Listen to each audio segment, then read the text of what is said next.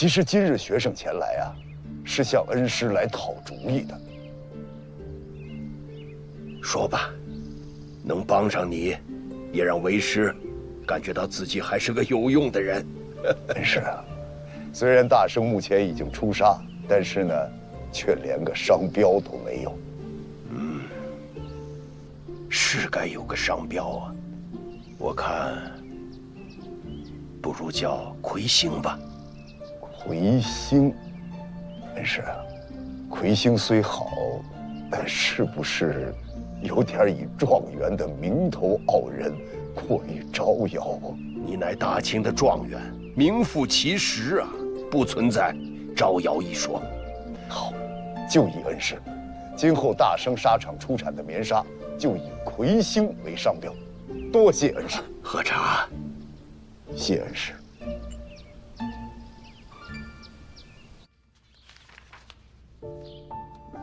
魁星，这相貌如此奇特啊！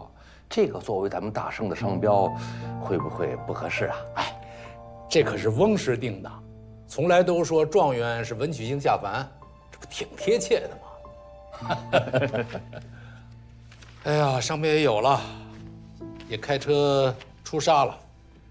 咱们当初定的这个进花纺纱、出沙收花，还得摸索一段啊。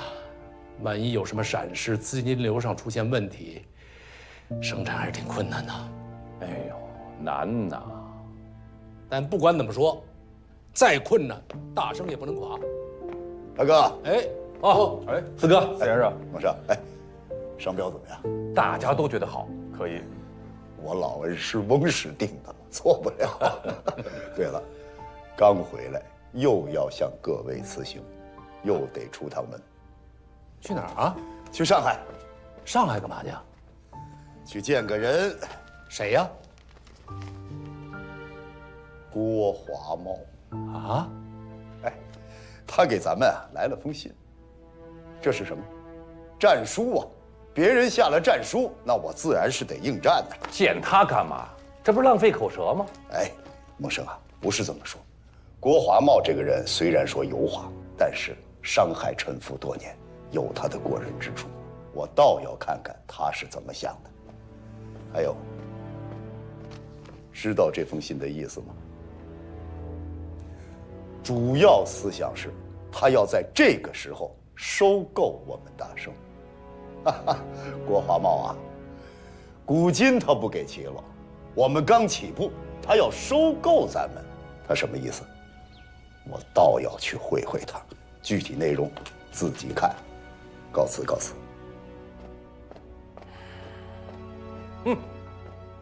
哎呀，当初要不是这个郭华茂出尔反尔啊，许诺给我们的古金一直没有兑现，咱们大生也不至于走得如此艰难的。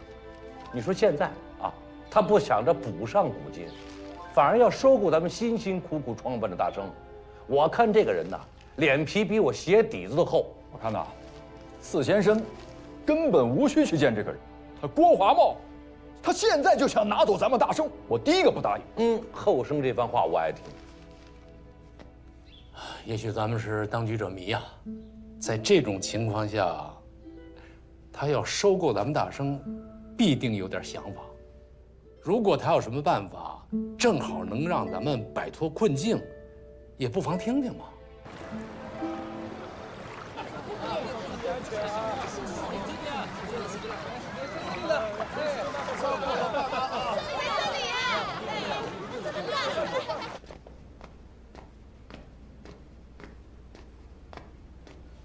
王茂贤弟，哎呦，状元公，您怎么不提前知会一下，我好去接您呢？护账房刚刚搬家，来不及呀。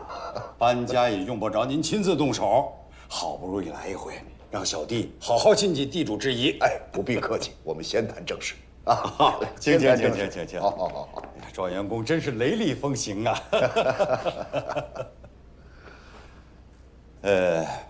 不知最近上海纱市的行情，您了解了吗？听说了，不好，而且是非常的不好。纱市低迷啊，很多华资纱厂纷纷停办或者是出卖。是啊，哎，我听说陆润祥陆状元丁忧期满回京之时，把这苏京厂和苏伦厂都租出去了。是，我也听说了，好在是租不是卖。黄茂贤弟啊，你给我来信说对大生的未来有些建议，我今天来很想听听。我是想与您商量啊，以作价43万两，租下大生的经营权。43万，对，这个数字是怎么算出来的呢？关机作价25万两，商股本金18万两，合计43万两。我想问一下，您租到手之后，将来是由谁经营？自然是我身后的那些杨大人们。我明白了，陆状元的厂就是这么转向的。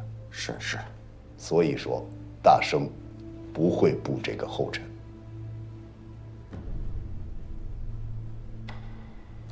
还有什么建议？既然您不想租的话，您可以折价把大生厂卖给我吗？卖给您？是。哦，这我倒很想听听。买大生，您又准备作价多少呢？我要买的话，出不了那么多了，我只能给到25万两。25万？对。黄茂贤弟，当年沪董、通董，我们是签订过合约的。沪董的股金至今不足，为什么不在这个时候把股金补足，帮我渡过难关便是啊。状元公，以现在的行情，我郭华茂就算是有通天之能，我也没法劝说那些沪董继续投资您的大生啊。大生，卖，我对不起通州父老；租，不到山穷水尽，我绝不会走这条路。可是您现在还有其他的路可走吗？黄茂贤弟，你不帮我，我自己扛。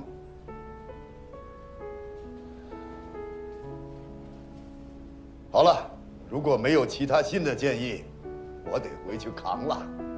状元公，你看，不如这样，我准备好午饭，咱们两个边吃边聊，您再好好考虑考虑，千万别意气用事啊。不必了，黄茂贤弟，我还有很多事情要办，我们后会有期。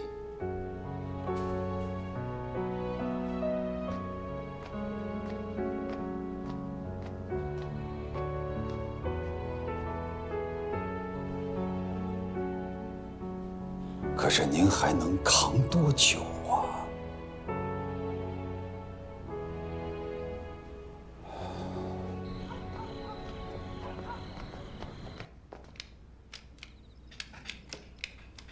哎，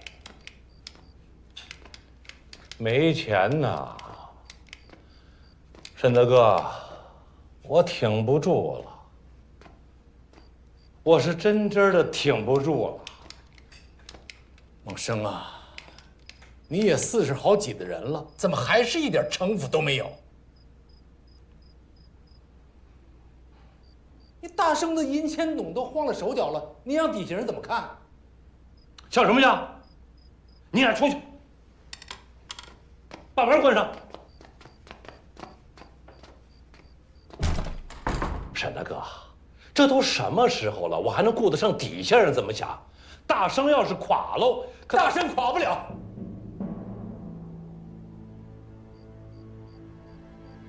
沈大哥，你是咱们大商的进出货董，你看看咱们棉纱卖出去了吗？看看咱们棉仓还有棉花吗？你打开我的银柜看看还有没有银子？你这上嘴唇一碰下嘴唇，垮不了，你倒是想想办法嘛。进出货的事我会想办法，但你不要六神无主的到处嚷嚷，让省没有钱了。你让工人知道了，闹起事儿来挤兑工钱，你这个银钱董就算当到头了。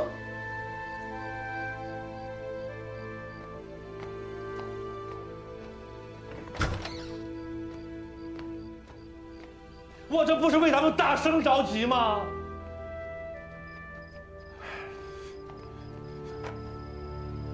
小斗啊，可以进来干活了吗？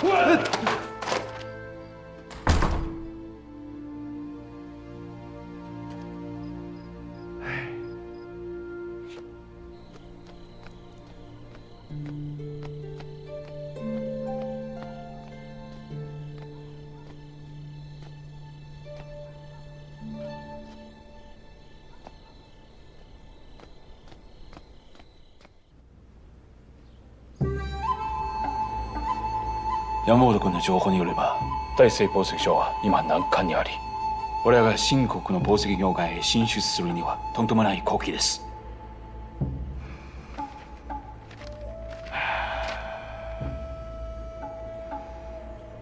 どんなような困難に直面にするのか。人なる流通資金を欠く上、条件は大成宝石商を資本金50万両、年利8人で執行。国土の住所および現猛特許の現進行3年間賃託し、現在その交渉は行き困っており、この日で引き続きたいのか。条件が強化すればことはなる。それは違う。日英商工通商条約、日露商工通商条約、関税互角条約なんとか。我々が中国に対する戦勝国の権益を行使できなかった。それじゃあ過去の計画をぜひお聞かせてください。西村、密輸物産なんとの日本の大衆商が主導し、一般の日本商人が中国人が継続した東アジア過小貿易網から脱却し、自主的な対中貿易を展開する。こんな一体なる構想、まさに本の天の時だ。だから西村君、君の次の任務は深海における日本商人商会を成立することだ。宝石業は君の商会の一部すぎず全てではない。君が強くになったら長健とやつの大生社長を倒すことかなり安いことだ。この点でくれぐれも思っておけ。はい、閣下。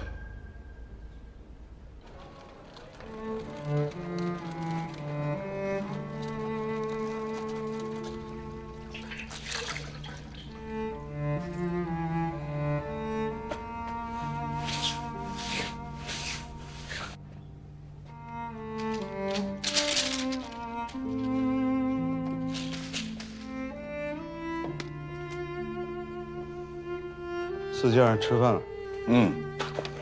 干了一上午活啊，肚子早就饿瘪了。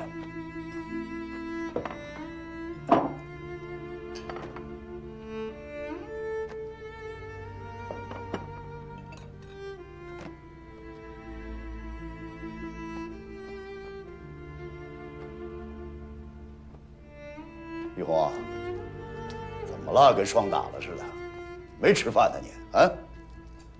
就剩这么点钱了。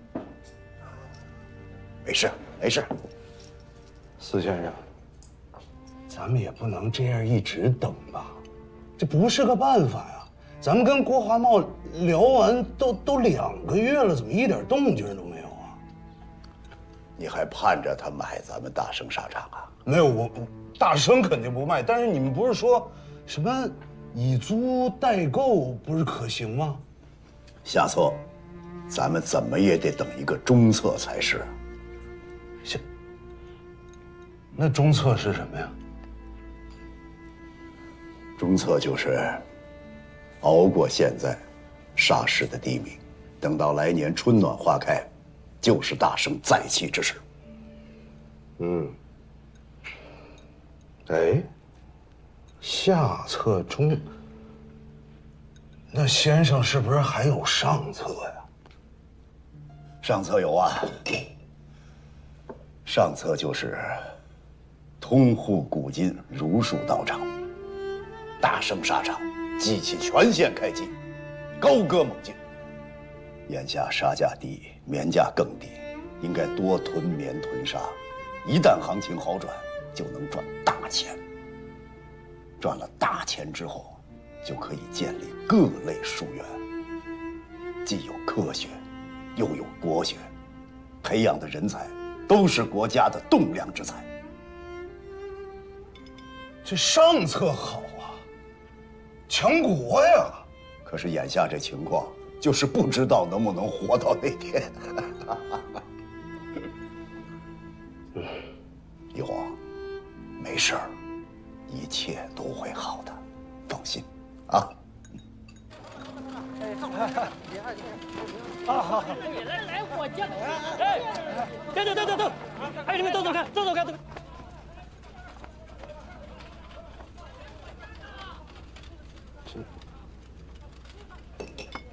您要多少我给多少。好，价格好谈，老板。哎，到我店里看，你看我家还有上好的黄砖布。好，赶紧快回去。走吧，去。哦，这，小心。大家不要乱，我只要棉纱，不要布。我再说一遍，只要棉纱啊！你们先各自回去，我一家一家看，一家一家看。都走开。好，老板。我把他薅过来，让他跟你聊聊。别！没看这个色，不觉得这很奇怪吗？奇怪什么呀？眼下沙市如此低迷，他为什么逆势买进呢？他们肯定想低价囤，然后等着高价卖呀。那他得有大量银子支持啊！眼下沙市涨跌无常，这要砸在手里1年半载，那他就赔大了呀！不是您跟我说这些，他要走了，你看他要走了，他马上要走了，他事缓则圆，这怎么张嘴闭嘴就是薅呢？但是有薅也是我去。老板，到我那看看我的呀。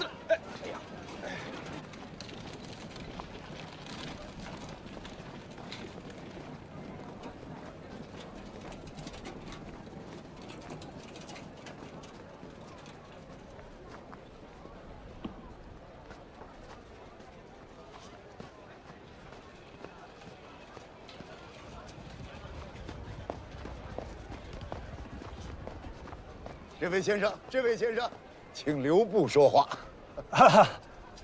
掌柜的，我已经收了那家的棉纱，您不用向我推销了。哎呦，误会，先生，不是推销，在下通州大生纱厂张继直，有事情向先生请教。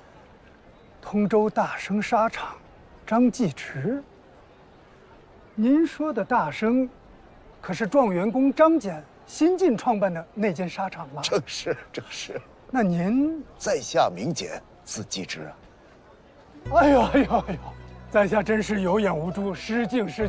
状元公莫怪。哎，哪里话，先生。哎，敢问先生尊姓大名，在何处高就啊？哎，不敢，免贵姓徐，名庚年，高就更不敢了，只是一个行脚商。不知状元公有何见教？呦，徐先生不敢。若说我是状元，我还敢说一句粗通文墨。但是要说这经商，您是先生，我是学生，当向您求教才是。哎，不敢。今日得见状元公，本该杯酒言欢，以表敬意。只是眼下我着急出货，实在是不为难。改日再向徐先生请教。好。哎，状元公留步。不知明日可方便？方便。这样，明日中午我在望江楼请徐先生小酌，怎样？我一介草民，怎么敢让状元公破费啊？明日望江茶楼还是我来做东。徐先生万不能推辞。明日相会是先生与学生相会，您是先生，我是学生，这世间没有先生给学生付学费的道理。好，那明日不见不散。不见不散。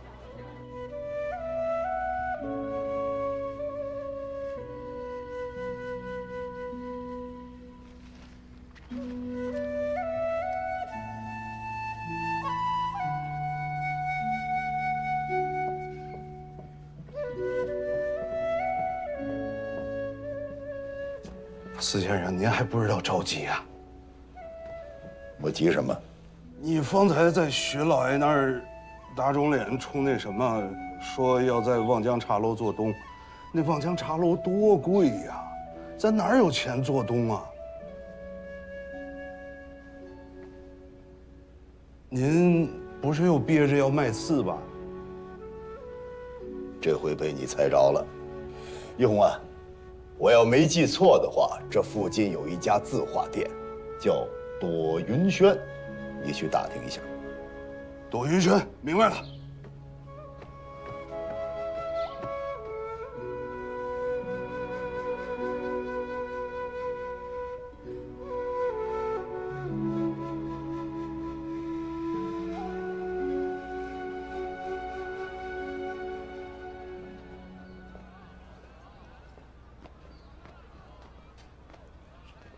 哎，这位先生，您买点什么呀？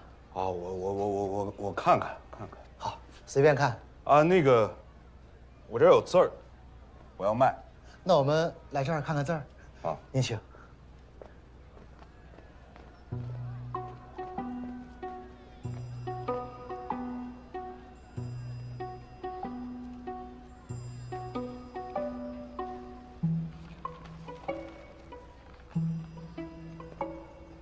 哎，看就行，手别碰，手别碰。你看，好，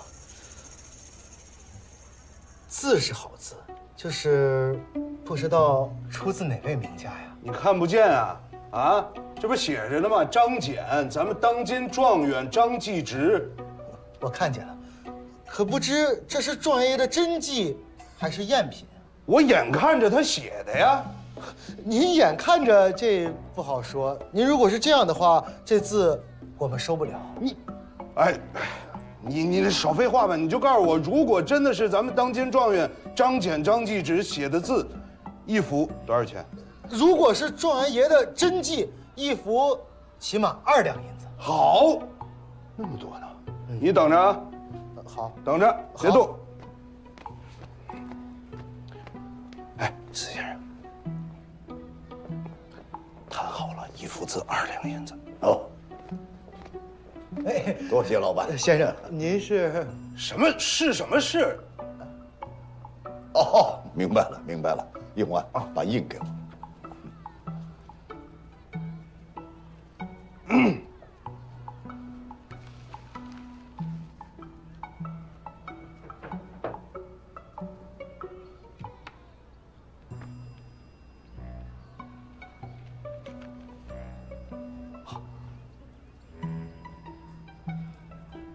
状元爷，您的印，失敬失敬。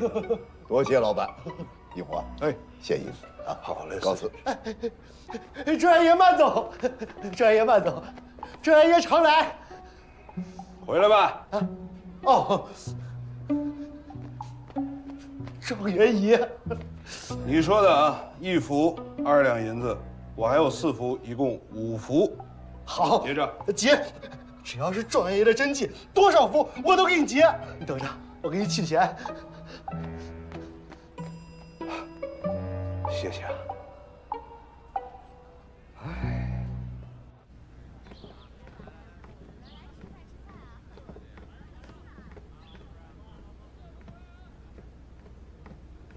来，钟年兄啊，先用些点心。好。在下何德何能，敢劳烦状元公如此破费？哎，庚年兄客气了。我呀，初入商海，很多事情其实不大明白。庚年兄能够凯允赴宴，我已经感激不尽了。哎呀，状元公，您这是折煞在下了。有什么问题您尽管问，我一定知无不言。那我就直言不讳了。但说无妨。庚年兄啊，眼下这个沙市持续走低，很多沙庄呢不敢囤货，而您敢于逆势吃进，是不是有什么其他销路？这，哟，是不是我问了不该问的啊？嗨，没什么，只是同行都有机会追问货源和销路。哎呦，抱歉，庚年兄就当我没问好了啊！来，用点心，用点心。状元公初入商海，不知道规矩，也是情有可原。就棉纱一行，上海纱市虽是晴雨表，但各地需求尚有不同。江南不好卖的，但是到了山东、山西，却不一定滞销。那这么说来，庚年兄还是另有销路。哎，这样，您跟我合作如何？状元公的意思是，我要吃进的棉纱，可由大圣包担？正是。不瞒状元公，来之前我也打听了大圣的状况。眼下受制于通后棉纱世家的低迷，大圣开工不足。您要我包销棉纱，可以说是在赌博呀。嗨，庚年兄啊，你我不见外，我要干实业嘛。如果说老天让我一赌，我欣然领之啊。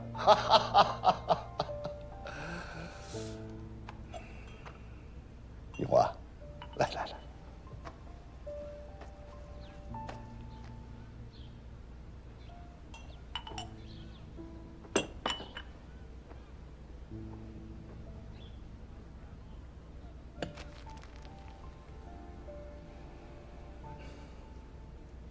色白纱刃，成色确实不错。但若是要我包销，这纱价便不能按现在的市价核算。庚年兄，眼下这个纱价已经低得不能再低了。我从豫园批发所采购时，各家急于回本，不用我说，竞相降价，所以，我收的棉纱只有眼下市价的8成。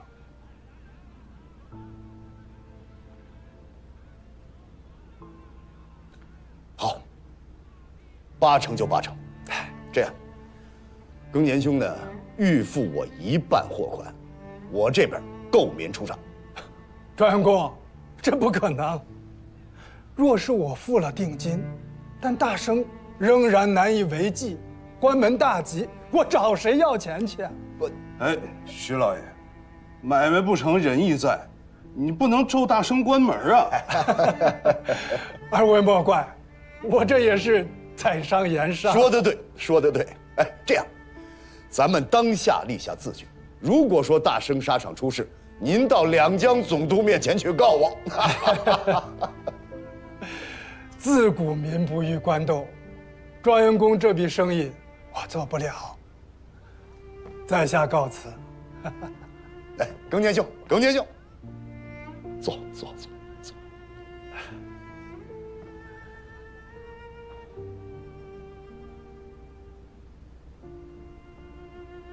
7成，按7成收纱，我保个成本价。市价7成收纱，状元公可是吃了大亏呀。但你给我大生留了一条活路啊！既然状元公让利给我，我要是再推3阻4，可就不近人情了。好，我替大生纱厂所有工友谢谢庚年兄。状元公，不着急谢我这次带来的银子都用作收纱了。状元公所需钱款，还需我回宁波办理。多长时间？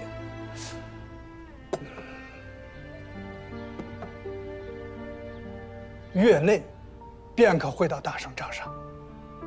一言为定。一言为定。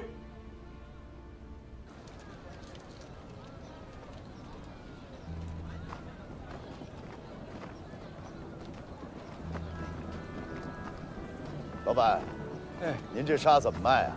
哦，这2件价钱一样的，都是2文钱一件。那要是进货呢？进货您如果买的多的话，这边价格肯定可以啊。好，多谢啊，多谢。老板，您这沙是哪儿产的呀？浙江湖州。湖州。像这样的沙，它一天能出多少？大概出个2000件左右。施先生，施先生，多谢。施先生，后生兄给你接来了。后生，辛苦啊！比起施先生殚精竭虑，我不敢说辛苦。后生，我和一位宁波商人谈成了一笔生意，或许能救大生于水火。我得回去安排生产，这大生护账房就交给你了。后生定不辱使命。沪上沙市就是行业的晴雨表，你要紧紧盯住，无论是涨是落还是持平，每日都要向厂里汇报。丁放心，咱们进屋聊吧。啊，收拾东西。来，走。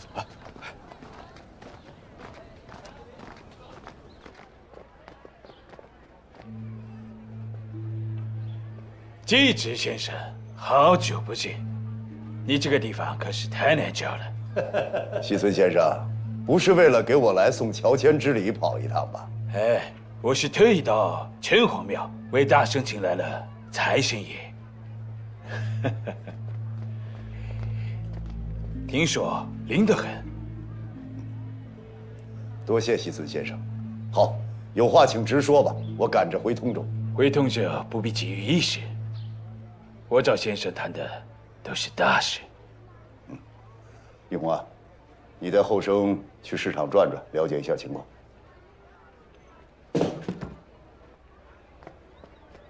请坐。不急，季直先生，请看。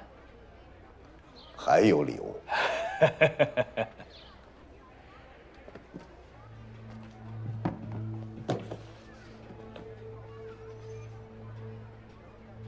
这是我前几日为御字而写啊。西村先生的意思是，古玩店老板是我的旧相识，我一听说这件事情就赶过来了。人都有马高灯短的时候，季直先生有什么困难一定要告诉我，因为我们是朋友。西村先生，您今日之所为，在我中国乃是一番美意，我本当重谢才是。但是今天我看，您不是这个意思。您是想告诉我，在我大生最艰难困苦之时，用了西村先生的银子，对吧？你要非这么想，我也没有办法。看在您大老远跑一趟的份上，我也如实相告，我大生沙场不租不卖。你既然要办厂，就应该做一个合格的商人。商人不假，我是中国商人，在我们中国，数典忘祖的事情是不可以做的。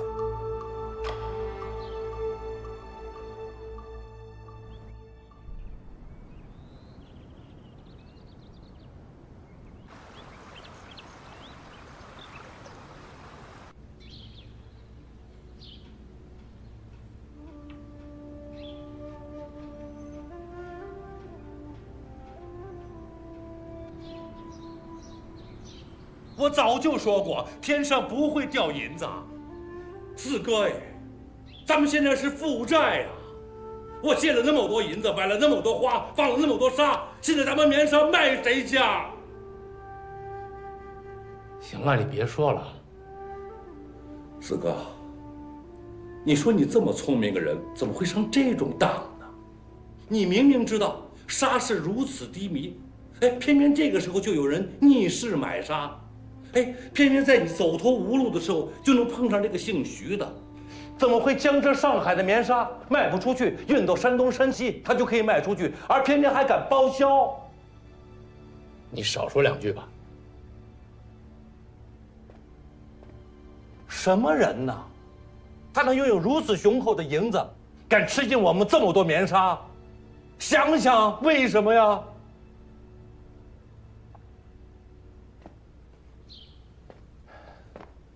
我说句心里话，自从咱们办厂之后，你们都是对的，我永远都是错的。我作为银钱董，可这银子天天往外流，现在我负债累累。你说我这个做银钱董的，我管这一大摊子，我容易吗我？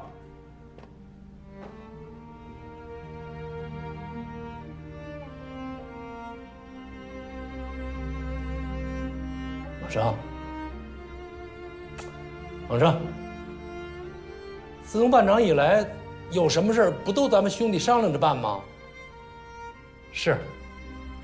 遇到困难的时候，季直拿主意多一点，但他也是个凡人啊，你也不能要求他长着后眼，也不能未卜先知，不是啊？怎么可能所有的决定都是对的呢？我也是凡人，你看都到这个时候了，你还是帮着四哥说话啊！行行行，我永远都是错的。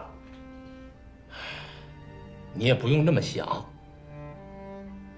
可能事情没有你想的那么严重。你觉得他是骗子，他骗咱们什么了？不就是答应咱们的定金没有到账吗？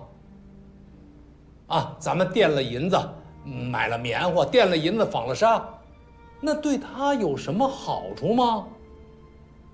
他以宁波的客商，他又得到了什么呢？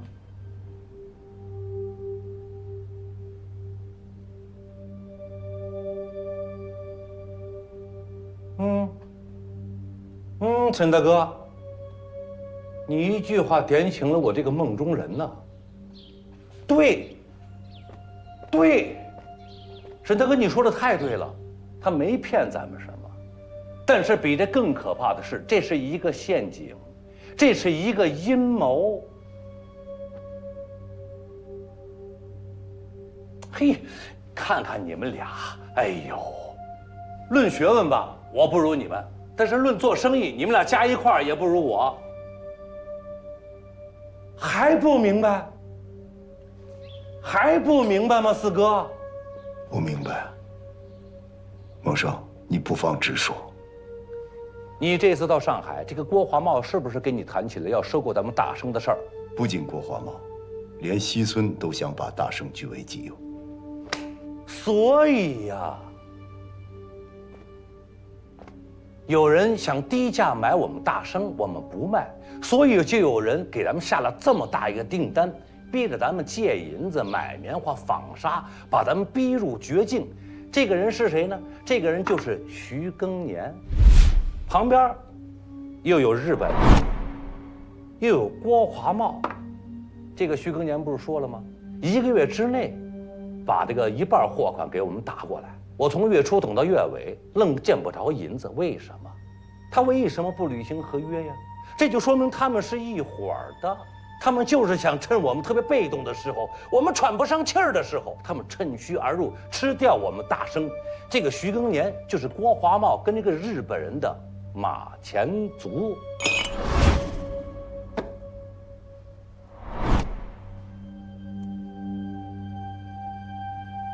明白了吗？我说的明白了吗，四哥？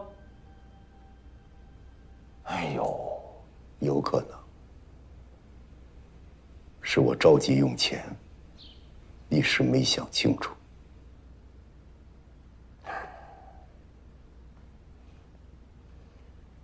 哎呦，就是可惜了我道银嫂子从娘家借了那批银子。行了，你别说了，银子倒是不多，但最起码支撑了我们大生几天。现在倒好，全搭里头了。你别说了。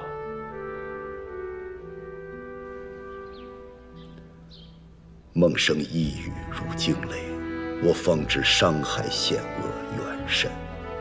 西村松兵卫虎视眈眈，欲控股吞并沙场。郭华茂空挂股东之名，竟拖欠股金，图谋击垮大生后低价兼并，洋商买办嘴脸，昭然若揭。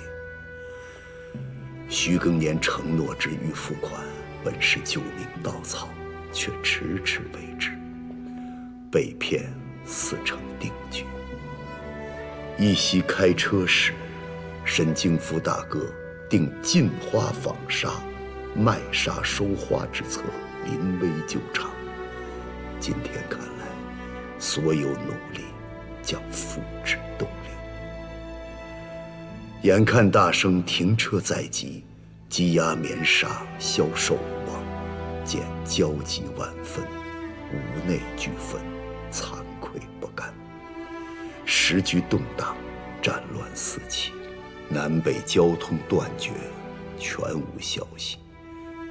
监狱大圣如巨轮搁浅，望洋兴叹，却动弹不得。